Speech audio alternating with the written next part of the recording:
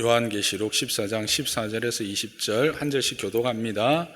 또 내가 보니 흰 구름이 있고 구름 위에 인자와 같은 이가 앉으셨는데 그 머리에는 검면류관이 있고 그 손에는 예리한 낫을 가졌더라.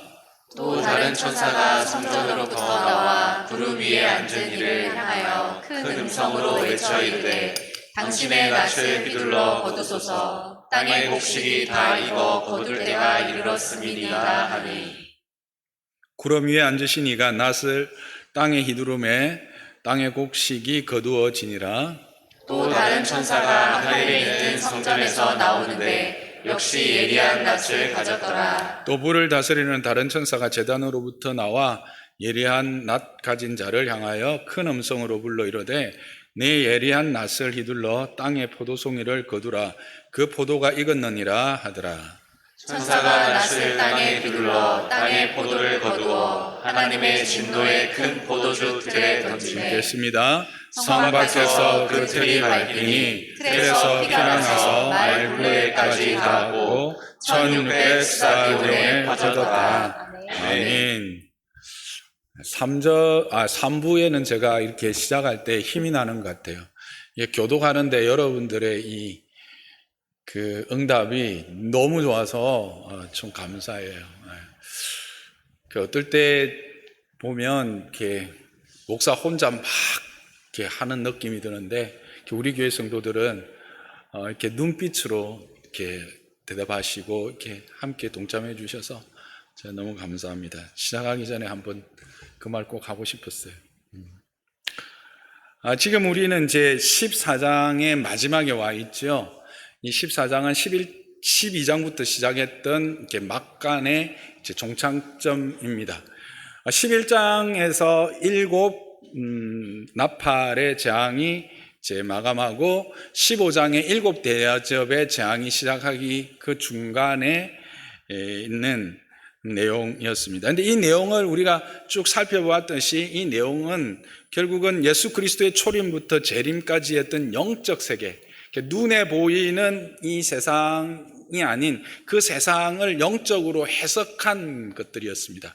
그리스도께서 오심에 대한 사단의 방해가 하늘전쟁으로 이루어지고 쫓겨난 그 붉은 용이 자신의 그 욕망을 자신의 그 일을 위해서 땅에서 바다에서 짐승을 불러일으켜서 하나님의 구원을 계속 방해하는 이 영적인 전쟁과 그로 야기되어지는 일들, 그 속에서 성도들의 모습과 또 그와 같은 환경 가운데서 성도들은 어떠한 삶으로 서야 될 것인가 하는 것들을 이제 살펴보았죠. 그 대미가 오늘 장식되고 있습니다. 심판입니다. 추수를 비유한 심판으로 그 대미를 장식합니다. 그러니까 이 전 과정이 바로 그리스도의 오심부터 다시 오심까지의 과정을 이제 함께 이야기하고 있다고 볼 수 있죠.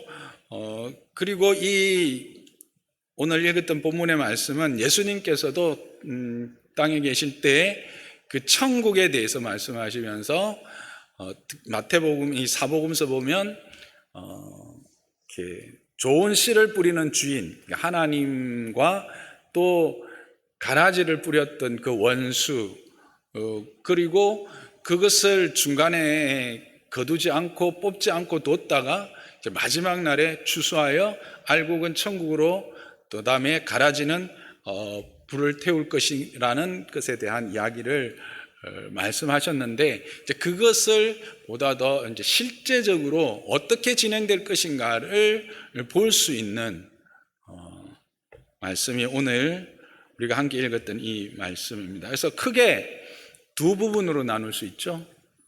14절부터 16절은 알곡을 추수하는 부분이고 17절부터 20절은 가라지를 추수하는 부분인데 본문에는 가라지로 이름되지 않고 포도의 추수로 이름되어져 있다라고 하는 사실입니다.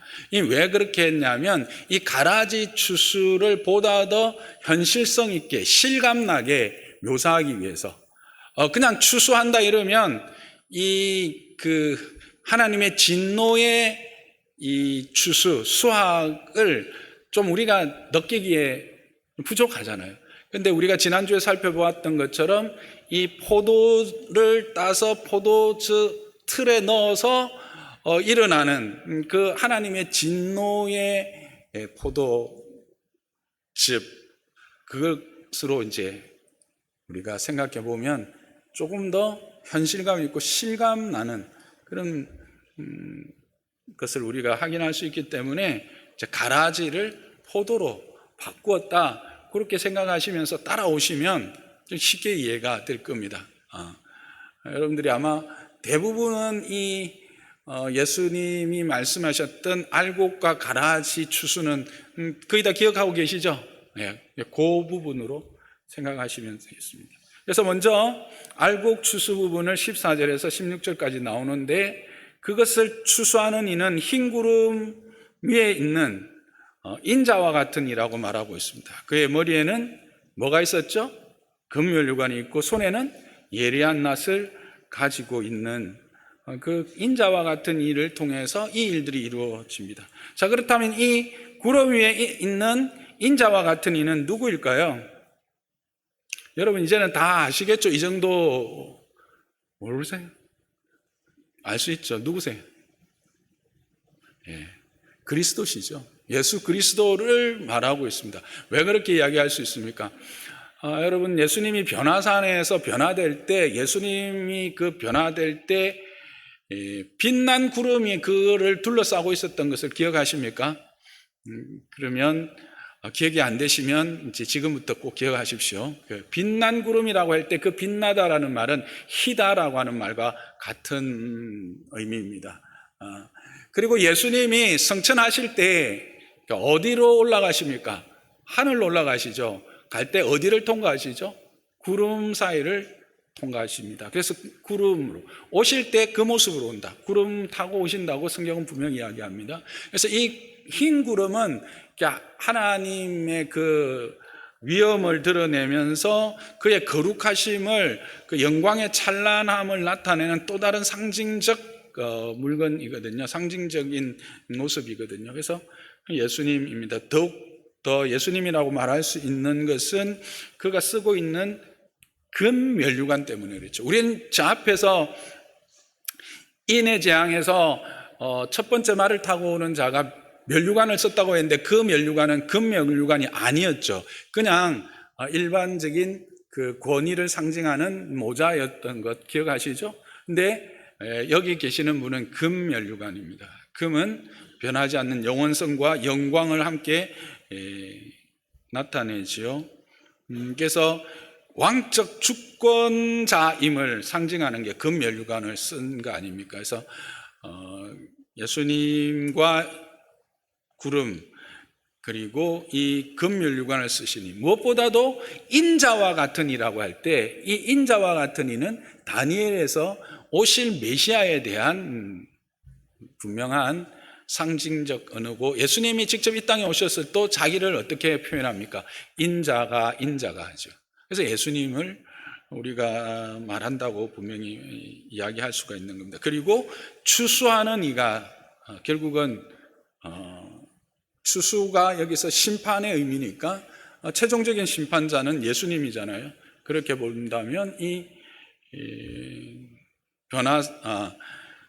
구름 위에 앉아 계시는 인자와 같은 이는 예수님이다, 예수 그리스도이시다라고 하는 것을 우리는 분명히 알고 있습니다.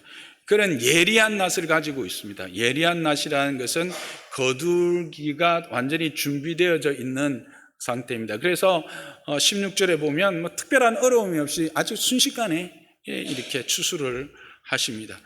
그분의 힘과 권능, 능력이 충분함을 드러내는 그게 이제 예리한이라고 하는 단어 안에 함께 포함되어 있습니다. 예수님이 그렇게 추수를 위해서 준비가 완료되셨고, 또 땅에서 곡식도 익었습니다. 다 익어서 추수할 때가 되었습니다. 그래서 어디로부터? 성전으로부터 나온 한 천사가 이 구름 위에 앉으신 인자와 같은 이에게 전달합니다. 낫을 휘둘러서 추수를 하라, 수확을 하라, 그렇게 말하죠. 여기에서 또 이제 한 가지 이제 우리가 질문을 할 수 있는 겁니다. 좀 이제 생각을 가지고 성경 읽는 분들은 좀 이상하다. 예수님인데 뭘 굳이 또 천사의 명령을 받아서 실행을 해? 그리고 뒤에 보면 이제 포도송이를 추수하는 이도 천사거든요. 그러면 이 알곡을 거두는 이도 좀 특별한 존재이긴 하지만 예수님은 아니지 않는가? 특별한 어떤 존재, 특별한 천사로 말할 수 있지 않겠는가? 그렇게 이야기를 할 수가 있는 겁니다. 그래서 이렇게 이야기를 조금 자세하게 말씀드리는 것은 어떤 이들이 스스로를 이 보좌에 앉은 인자와 같은 이가 나다 이렇게 뭐 거짓으로 막 홀리는 사람들이 있기 때문에 그렇죠, 그렇죠? 막 뒤에 이렇게 스트라이트 같은 거 쫙 비추고 여기 이제 액화질소 뭔지 모르십니까? 하여튼 여러분들이 이렇게 무대 같은 데 보면 구름처럼 막 이렇게 올라오는 거 있죠? 액화질소를 이렇게 뿜어내면 이게 기화되면서 바로 이제 꼭 구름 위에 있는 것처럼 탁 보이거든요. 내가 인자다. 가서 뺨을 한 대 때리면 농담이고요. 이제 그렇게 속이는 이들이 있기 때문에 특별한 어떤 존재일 것이다라고 생각하는데 이 특별한 존재가 아니라 예수 그리스도 심을 분명히 드러내는 겁니다. 그러니까 땅에 어떤 누구와 대신할 수 있는 자리가 아니에요. 어쨌든 왜 그렇게 그러면 이렇게 해석할 수 없느냐 하면 이 천사가 어디로부터 오느냐는 거예요. 어디로부터 나오고 있죠? 자기 스스로 자가 발전했나요? 아니에요. 어디로부터? 성전으로부터 오잖아요. 성전은 누가? 하나님의 임재, 하나님이 계시는 하나님의 처소죠. 즉 이 천사는 예수님에게, 즉 그리스도에게 이 추수의 때가 찼음을 전하여 추수하게 하는 것은 천사의 생각이에요? 하나님의 계획이에요? 하나님의 계획이요? 하나님의 말씀이라는 거예요. 하나님의 말씀을 전달하는 자일 뿐이지 그의 명령이 아니기 때문에 오히려 더 성경적인 해석이 되는 거예요. 구름 위에 앉으신 인자와 같은 이가 예수님이라는 게. 왜냐하면 성경에 보면 성부 하나님은 작정하셔요. 계획하셔요. 그 작정하신 바를 삶 속에서 우리의 이 땅 가운데 실현시켜 하나님의 그 구원을 이루어내시고 완성하시는 이는 누구세요? 예수 그리스도시죠. 그와 같이 여기서도 이제 예수 그리스도가 실제적인 추수하는 이로 이렇게 오신 겁니다. 이 땅에 엉터리 추수꾼들이 참 많아요. 신천지들이 와서 추수꾼이라 하는데, 그렇죠. 뭐 성경적으로 보면 또 우리도 보냄받은 작은 추수꾼이다 뭐 이렇게 말할 수도 있지만 어쨌든 신천지 추수꾼들은 전부 다 도둑놈들입니다. 거짓말쟁이들입니다. 분명히 아시고 참 추수꾼은 예수 그리스도시다라고 하는 겁니다. 그래서 예수님이 추수할 시간과 시와 때는 나도 모르고 아버지만 아신다라고 하는 것도 이 말씀과 부합이 돼요. 그렇죠? 예수님은 그때 준비만 하고 계시지 하나님의 때에 하나님께서 말씀하실 때 이제 순종하거든요. 그래서 분명히 이 부분은 예수님이다라고 말씀을 드릴 수가 있습니다. 근데 여기서 우리가 중요한 한 가지 사실을 좀 확인하게 됩니다. 여러분, 예수님을 믿는다, 믿음을 가진다, 예수님을 믿는다라는 말은 예수님을 닮아간다라는 말로 대체할 수가 있겠죠, 그렇죠? 그러면 예수님을 닮아간다라고 하는 것이 구체적으로 어떻게 하는 것이 예수님을 닮아가는 것인가? 그것은 바로 예수님처럼 순종하는 삶을 사는 거예요. 예수님처럼 살아가는 거예요. 예수님의 삶이 어땠는가? 오늘 본문에 보면 예수님은 하나님의 계획에 대하여 철저히 수동적인 모습을 보게 됩니다. 근데 오늘 본문뿐만 아니라 성경에 이렇게 보면 예수님은 하나님의 계획에 대하여 자신이 생각이 없는 존재처럼, 자신은 전혀 생각이 없는 존재처럼 아주 수동적으로 이렇게 따라갑니다. 그래서 자신의 생각이나 계획이 결코 하나님의 뜻에 앞서거나 크게 관여하지 않는 것을 봅니다. 아버지가 일하시니 나도 일하고 아버지의 뜻이다. 그분은 모든 것이 그의 아버지의 계획과 그 뜻에 조금은 수동적인 것 같은 모습을 솔직히 발견합니다. 여기서도 보면 아주 수동적이죠. 예수님은 이런 하나님의 뜻에 관하여 하나님의 계획하심을 이루는 데하여 참으로 수동적입니다. 이 다른 말로 하면 뭘까요? 순종적이라는 거예요.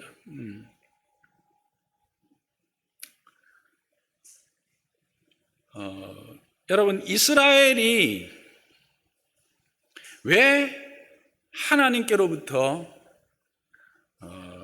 벌을 받아서 세상에서 조롱거리가 되고 그들이 모든 삶이 폐허가 되는 지경에 이르렀을까요? 한마디로 불순종입니다. 그걸 아주 함축적으로 잘 설명해 주는 본문이 우리가 지난주에 그 큐티로 살펴봤던 예레미야 25장 1절에서 11절에 잘 나와 있는데요. 그 말씀을 가지고 함께 한번 보겠습니다. 파란색은 이스라엘이 행한 겁니다. 이스라엘이 행한 것은 뭐예요? 순종하지 아니한 거예요. 다음 페이지 보여주세요. 여기도 순종하지 않고 귀를 기울이지 않았어요. 밑에부터 보면 여호와의 말씀을 순종하지 아니했다고 말해요. 근데 이 순종하지 아니함에 대하여 하나님은 어떻게 하십니까? 앞 페이지로 돌려보시면 하나님은 이스라엘에게 꾸준히 일르셨어요. 다음에 끊임없이 보내셨어요. 누구를? 선지자들을. 이게 뭘 말할까요? 하나님의 열심, 그 백성을 향한 하나님의 일하심은 멈추거나 포기하신 적이 없다라고 하는 사실입니다. 하나님의 일하심, 하나님의 열심, 우리 그 백성을 향한 하나님의 열심은 멈추거나 포기하거나 쉰 적이 없다는 거예요. 그런데 이스라엘은 끊임없이 불순종합니다. 그래서 나타난 결과가 뭐예요? 마지막에 빨간 결시로 되어 있는 거예요. 놀램과 비웃음과 조롱거리가 됐다는 이야기예요. 폐허가 되는, 모든 것을 다 잃어버리는 그런 삶입니다. 뿐만 아니라 이런 어떤 그 소유나 이런 문제가 아니라 더 근본적인 소망을 잃어버리는 거예요. 기쁨과 즐거움의 소리가 사라져요. 신랑과 신부의 소리는 뭐예요? 미래가 있는 걸 이야기해요. 신부와 신랑은 다음 세대가 준비되는 거예요. 여러분, 신부의 소리와 신랑의 소리는 가장 큰 기쁨을 상징하는 겁니다. 요즘 세상이 희한하게 되어가지고 결혼에 대해서 환상이 사라지는데 성경은 하나님이 주신 가장 큰 선물이 남자와 여자가 한 가정을 이루는 거예요. 그리고 그 안에서 누리는 기쁨과 감격이에요. 여러분이 그것들이 누려지기를 주님의 축복합니다. 좀 멀리 간 이야기 같지만 어쨌든 맷돌 소리와 등불이 끊어진다. 소망이 없다라는 거예요. 왜요? 불순종했기 때문에. 근데 예수님은요, 철저히 순종의 삶을 사셨어요.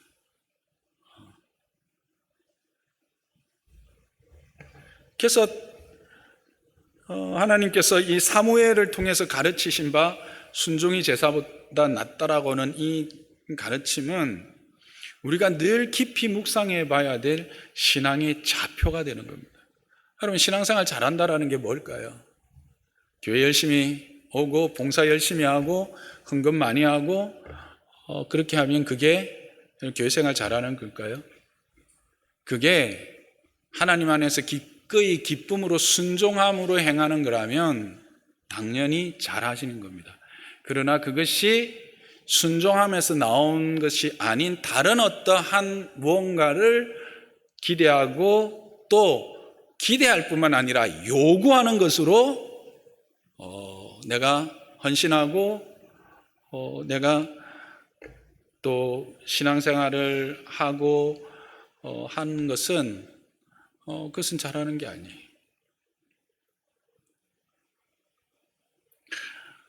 그래서 저와 여러분이 이 예수님처럼 순종하는 자의 삶을 살기를 주님의 이름 축복합니다.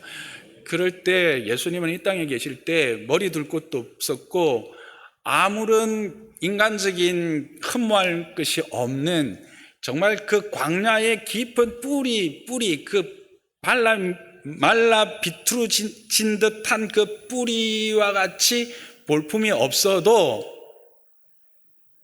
하나님의 영광 가운데 감사하고 기뻐하며 그렇게 이 땅을 지나실 수가 있었던 것이죠.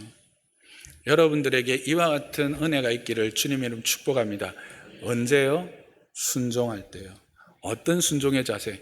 내 생각과 내 계획은 하나님 앞에서, 하나님의 계획 앞에서, 뜻을 깨달아지는 앞에서는 아무것도 없는 것처럼 그렇게, 저 사람 좀 정신 나간 사람 아니야? 라고 생각할 만큼 내 생각과 내 경험이 아닌 오직 하나님의 뜻, 하나님의 계획, 그것만을 생각하고 그 앞에 순전하게 반응하는 그런 삶이 바로 하나님의 기쁨이 되고 또 하나님의 그 은혜의 부요함을 누릴 수 있는 삶이 되는 줄 믿으시기 바랍니다. 그렇게 이제 다시 본문으로 돌아오면요, 그렇게 그 추수하셔서 그 알곡은 어디로? 천국 창고, 즉 새하늘과 새 땅에 참여하게 되겠죠. 가라지는 어떻게 될까요? 오늘 가라지는 무엇으로 비유하고 있다고요? 포도로 비유하고 있습니다. 그 포도는 포도즙 틀에 넣어져서 밟히게 됩니다. 그런데 그 밟힌 결과가 어떤가 20절에 말하고 있는데요. 포도즙 틀이 흘러나왔는데 얼마나 많이 흘러나왔느냐 하면 말의 이 굴레까지 이르렀다 그렇게 말하고 있습니다. 말의 굴레, 여러분 이제 굴레 씌우다 이렇게 하잖아요. 그래서 말이 그 이제 내가 원하는 대로 이렇게 잘 가게 하기 위해서 입에서부터 시작해서 이렇게 머리로 이렇게 하는 게 굴레거든요. 그러니까 말의 굴레니까 사람으로 따지면 가슴 정도 온 거예요. 가슴에서 허리 정도 이상. 그리고 그 폭이 얼마라고요? 1600 스타디온입니다. 1600 스타디온이 뭘 의미할까? 이걸 그냥 수치로만 이야기하면 1스타디온은 20이기 때문에 1600은 320km가 됩니다. 그러니까 아주 넓은 큰 강을 이루는 건데 그 큰 강의 깊이가 사람의 허리 이상 올 만큼의 피로 채워지는 그런 끔찍하고 참혹한 결과로 드러날 것이다라는 겁니다. 뭘 이야기할까요? 하나님의 심판이 얼마나 엄중한 것인지, 그 결과가 얼마나 참혹한 것인지, 끔찍한 것인지를 말씀해 주고 싶은 거예요. 근데 이제 이 1600을 뭐 여러 가지로 푸는데 혹 여러분들이 그 다음에 이제 이 말씀을 누군가로부터 들을 때 이제 혼란스럽지 않기 위해서 크게 두 가지로 풉니다. 4가 그 땅의 숫자라고 우리 그 앞에 내 귀퉁이에 있는 천사들이 바람을 막는 거 이야기할 때 말씀드렸죠. 그래서 4는 땅의 수이기 때문에 땅의 수 2개, 그래서 4 곱하기 4, 그리고 충만한 완전수, 충만한 수 10, 10 곱하기 10, 100. 그래서 16 곱하기 100 하면 1600. 그래서 이거는 이제 어디든지 빈틈없이 이런 의미겠죠. 그죠? 땅에 어디든지 그 예외 없이 하나님의 이 진노, 하나님의 진노가 임하고 그 진노는 참혹하며 끔찍할 것이다 라고 하는 것의 상징적인 표현으로 풉니다. 좋습니다. 이거 받을 수 있고요. 또 그 다음에 이게 실질적으로 320km는 보통 가나안을 이야기할 때 북쪽 단에서부터 남쪽 브엘세바까지를 이야기를 하죠. 근데 이 단에서부터 브엘세바까지의 실질적인 거리가 320km입니다. 그래서 전 가나안에 걸쳐서 이것도 동일하게 어떤 말입니까? 가나안 전체에 퍼질 만큼 그만큼 엄청나다는 거예요. 그런 의미로 상징적으로 풀어내는 것 두 가지가 저는 바른 해석으로 봅니다. 그 외에 뭐 이런저런 해석들이 있던데 이 두 가지로 여러분은 기억하시면 좋겠고, 그냥 간단하게 그냥 320km 생각하시면 됩니다. 특별하게 생각할 것 없이 그 즙 틀에서 나온 그 피가, 그죠? 허리 잠기고 그 폭이 320km 되는 피의 강이 흐르는 그런 끔찍한 일이 발생한다는 게, 그게 뭐다? 하나님의 진노의 결과다라는 거예요. 그걸 강조하기 위한 어떤 과장법이죠. 어떻게 보면 과장법으로 쓰고 있는 거예요. 그래서 마지막 날에 있을 전 세계적인 철저하고도 완전한 심판과 그로 인한 모든 사악한 자들의 참혹한 파멸을 의미하는 것이 바로 이 20절에 말하는 포도를 추수하는 그 결과입니다. 이 포도의 추수가 뭘 의미하는지는 우리가 지난주에 공부했죠. 하나님의 진노의 포도, 그렇죠?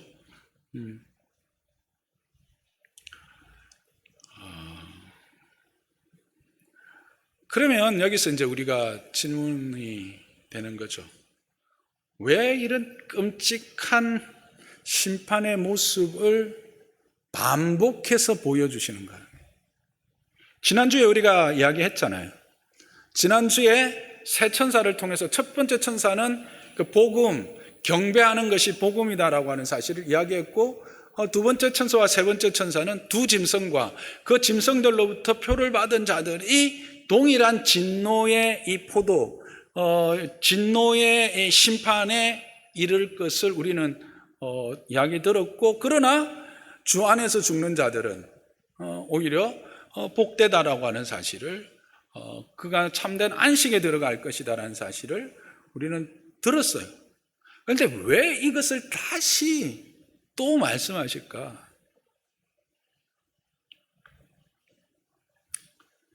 반복은 뭐다? 강조다. 뭐에 대한 강조일까? 심판을 동반한 종말은 반드시 온다라고 하는 사실입니다. 종말은 그냥 막연한 어떤 미래의 일이 아니라 하나님이 이미 작정해 놓으신 실제다라고 하는 사실을 말하고 있는 거예요. 세상은 종말이다, 종말이다 하면서도 그냥 뭐 입에 그냥 담아내는 그 수준 하잖아요. 그런데 그런 게 아니라는 게, 막연한 게 아니라 실제하는 것이다라는 거예요. 우리에게 분명히 경각심을 가지게 하는 거죠. 그래서 이것을 통해서, 이 끔찍함과 이 파괴적인 사실을 통해서 경고함과 동시에 위로의 의미가 함께 담겨 있죠. 보세요, 그죠?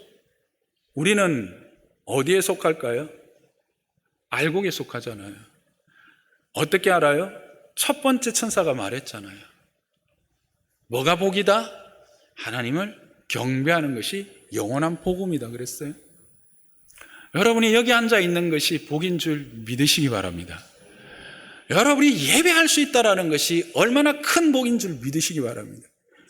그 끔찍하고 참혹한 심판에서 제외된 거예요. 아니, 제외된 정도가 아니라 오히려 새하늘과 새 땅에서 하나님께서 우리에게 이미 허락하신 그 참된 안식, 하나님이 예배하시고 준비하신 그 온전함을 누릴 수 있는 그의 통치와 다스림 안에 있다라고 하는 사실을 매주 확인하는 자리가 어디? 여기. 장로 호산나 교회만? No. 모든 하나님을 예배하는 그 자리, 그 백성들, 그게 바로 복된 자리. 그래서 여러분, 이 예배를 쉽게 생각하지 마세요. 여러분이 여기 와 있는 것 또한 쉽게 생각하지 마세요. 여러분이 오늘 올 수 있었다, 내가 왔지? 아닙니다. 하나님의 은혜 안에 여기 있는 줄 믿으시기 바랍니다. 하나님의 은혜가 우리를 이곳으로 인도했고, 하나님이 은혜 주시려고 우리를 여기 앉혀 놓으신 거예요. 여러분은 복 받은 자예요. 그래서 우리를 위로하시는 거예요. 격려하시는 거예요. 동시에 이 심판의 참혹함 또한 그 믿음의 걸음을 걸어가고 인내의 삶을 사는 자들을 위로하는 겁니다. 예수님이란다. 목사님, 이런 참혹함이 어떻게 성도들에게 위로가 될 수 있습니까? 아니, 피가 그렇게 넓게 강같이 흐르는 그 참혹함이, 그 끔찍함이 어떻게 성도들의 위로가 될 수 있습니까? 우리에게는 이게 와닿지 않아요. 그런데 믿음을 지키기 위해서 자기 생명을 담보하는 자들, 그리고 그런 고통과 억압 가운데 신음하는 자들에게는 하나님이 반드시 보응하신다. 하나님이 너의 그 아픔과 너의 그 슬픔, 눈물, 고통 알고 계시고, 알고 계시는 것에서 끝나는 것이 아니라 반드시 하나님이 갚아주신다라고 하는 말씀 아닙니까? 그러니까 이것이 위로가 되는 거예요. 단지 내 속이 시원해서가 아니라 이제 뭐예요? 하나님의 그 심판으로 말미암아 다시는 나로 하여금 이와 같은 고통 안에 들어오지 아니하며, 내가 그 하나님의 은혜 안에 들어가도록 방해하는 모든 요소들, 악한 자들, 땅에서나 바다에서 올라온 모든 짐승들과 그들의 유혹과 그들의 도전 앞에 이제는 내가 자유함을 얻어서 오직 하나님만을 예배할 수 있다라고 하는 사실, 그 사실로 위로가 되고 격려가 되는 것이죠. 그리고 또 한 가지가 있어요. 그게 뭘까요? 우리를 돌아보게 되는 거죠. 내 인생의 삶의 방향은 바로 가고 있는 것인가? 모세는 이렇게 고백합니다. 이사야 90장, 시편 90편 10절에서 12절에 우리의 연수가 70이요 강건하면 80이라도 그 연수의 자랑은 뭐다? 수고와 슬픔뿐이다. 여러분, 이 말에 요즘 동의가 안 되는 분들이 있을 거예요. 나는 기쁜 일도 많고 돌아보니까 살만한 세상인데 하는 분들이 있을 거예요.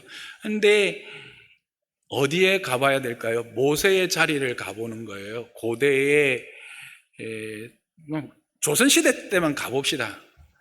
여러분, 이 중에서 양반이 몇 분이나 계실 것 같습니까? 죄송하지만 김해의 양반은 0.1%도 안 될걸요. 대한민국의 양반이 한 1% 되나요? 다 평민이거나, 죄송하지만 저를 비롯해서 많은 이들이 종이었습니다. 그 당시 평민의 삶이 어떠했던가는 풀뿌리와 그 근목 뭐라고 합니까? 그 나무 뿌리하고 하여튼 무슨 근초 아닌데 어쨌든 아는 체 하려 했더니 안 되겠네. 그게 평민의 삶이었어요. 보릿고개 이야기는요 벗어난 지가 얼마 안 돼요. 저도 보릿고개 겪었어요. 죄송하지만 라떼 이야기 또 하는 것 같은데, 딱 춘궁기대에서요 제가 엄마한테 한 번 딱 맞았는데, 언제 맞았냐면 매일 점심마다 시래기 죽이 올라온 거예요.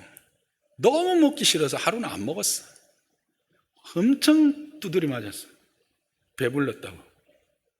이것도 없어서 못 먹을 때가 있었는데 네가 배가 불러가지고 울고 있다고. 상상이 안 되시죠? 제가 61년생이거든요. 61년 1월생이니까 지금으로부터 한 50년 전의 이야기죠. 우리나라 복받은 나라예요. 그런데 그게 한 200년 전만 가도 실질적으로 인생이 70이고 강건하면 80이라도 돌아보면 수고와 슬픔뿐인 것이 인생이 맞아요. 그런데 더 중요한 거는요, 그 인생 가운데 주의 노여움이나 주의 진노가 얼마나 두렵고 그 노여움이 얼마나 큰가를 아는 인생이 없었다라는 사실이에요. 그래서 진짜 지혜가 뭐냐? 우리의 남은 날 계수를 하는 거예요. 우리의 날 계수함을 가르치사 지혜의 마음을 얻게 하여 주옵소서. 그래서 잠언에도 보면 혼인집에 가는 게 지혜로운 자라고 했어요? 상가에 가는 게 지혜로운 자라고 했어요? 상가에 가는 자가 지혜로운 자. 왜? 우리의 인생이 무엇이며 우리가 어디로 갈 것인가를 생각하게 되기 때문에 그래요. 그래서 우리의 남은 날 계수함을 가르치사 지혜의 마음을 얻게 하여 주옵소서. 이 지혜를 얻을 수 있는 기회가 이와 같은 하나님의 마지막의 심판과 그 심판으로 말미암는 참혹함과 끔찍한 결과를 우리가 깨달아 알 때 그걸 생각하게 되고 깊이 묵상하게 되고 그로부터 뭐가 일어나는 거예요? 회개가 일어나기 때문에, 감사가 일어나기 때문에, 감사하게 되고 연약함이 발견되면 돌이킬 수 있는 기회가 되기 때문에 주님이 이렇게 말씀하시는 거예요. 회개의 기회가 되는 거예요. 감사의 기회가 되는 거죠. 여러분 참으로 지혜자가 되기를 주님의 이름 축복합니다. 여러분의 나를 계수할 수 있는 자가 되기를 주님의 이름 축복합니다. 부탁합니다. 제가 60이라고 하는 나이를 앞에 달 줄은 저는 생각도 안 했습니다. 짧고 굵게 저는 40도 생각 안 했던 사람입니다. 근데 벌써 60입니다. 근데 벌써 80까지 살 것 계산은 합니다. 인생이 그런 거예요. 그렇지만 속히 지나갑니다. 이런 말씀 앞에서 여러분의 삶을 다시 한번 돌이켜보며 우리의 삶의 방향과 우리의 삶의 모습들을 반추해보고 더욱더 감사와 또 회개로 회복의 삶을 살아가는 여러분 되기를 주님의 이름 축복합니다. 여기서 끝나는 게 아니에요. 이걸 느낄 때 우리는 마음에 이런 마음이 있지요. 와, 정말 끔찍하구나. 그러면 누가 보입니까? 이 은혜 안에 있지 못하는 자들. 이 일이 어디에서 일어난다고요? 성 밖에서 일어난답니다. 성은 뭘까요? 예루살렘 성이겠죠. 하나님의 은혜의 성 안에 있는 것은 이 구원을 이야기합니다. 성 밖이라는 것은 은혜 밖에 있는 자들이. 포도즙 틀에서 피가 튀어서 그 피가 강을 이루는데요. 더 이야기 안 하겠습니다. 거기에 내 부모의 피가 섞여서 되겠습니까? 거기에 내 형제의 피가 섞여서 되겠습니까? 거기에 내가 가장 사랑하는 제자의 피가 섞여서 되겠습니까? 스승의 피가 섞여서 되겠습니까? 내 이웃의 피가 섞여서 되겠습니까? 그것을 생각하며 안타까워하고 그 마음을 가지고 주님 앞에 그리고 이 마음으로 그 사랑하는 자들에게 그리스도를 전하게 하기 위해서 우리에게 이 말씀을 하시는 거예요. 너희는 가서 모든 족속으로 제자를 삼고 아버지와 아들과 성령의 이름으로 세례를 주고 내가 너희의 분부한 모든 것을 가르쳐서 지키게 하는 자에까지 이르도록 우리에게 부탁하셨어요. 우리가 완전히 순종할 수는 없어요. 또 할 수 있으면 더 좋겠죠. 그러나 내 있는 자리에서 정말 내가 받은 은혜, 내게 허락하신 은혜를 전하는 거예요. 여러분 전도라고 하는 것 어려운 거 아니에요. 뭐 구창하게 복음을 창세기부터 시작해가지고 죄에 대해서 뭐 하나님 그리스도의 오심에 대한 의미 이런 거 이야기할 필요 없어요. 뭐라고? 내가 믿어보니까 너무 좋더라는 거예요. 예수 믿어서 여러분들이 좋은 것들을 전하면 되는 거예요. 예수 믿어서 내가 이 땅에 살아가면서 받은 은혜들, 하나님에 대한 소망이 있고 땅에 살아가면서 예수 이름 부를 수 있었고, 그리고 말미암아 하나님의 공급하심 받았고, 성령이 내 안에 오셨으므로 말미암아 생명을 가진 자의 이 여유로움과 평안함을 증거하세요. 그 다음은 하나님이 하십니다. 우리는 뭐 하면 된다? 순종하면 된다. 예수님처럼. 그게 하나님의 뜻이에요. 우리가 부름을 받은 자로서의 감사와 감격의 찬양을 드리는 것 또한 우리의 복이지만, 더 큰 은혜로 나아가는 것은 보냄을 받은 자로서의 사명을 잘 감당해내는 거예요. 교회됨이라는 뭔가 세상 속에서 우리를 불러서 하나님의 거룩한 자녀로 삼아주시는 것, 그게 바로 교회죠. 근데 이 교회는 여기에서 끝나지 않아요. 교회는 부름받은 자의 감사와 함께 보냄받은 자의 사명을 감당하는 거예요. 어디에서? 내 삶의 모든 영역에서. 이와 같이 끔찍한 이야기들 왜 계속 하실까? 이와 같은 하나님의 뜻이 있는 것입니다. 여러분들 삶 속에서 이 뜻이 실현되어질 수 있고 여러분의 삶이 순종으로 응답할 수 있기를 주님의 이름으로 축복합니다. 말씀을 생각하면서 우리 함께 기도하겠습니다.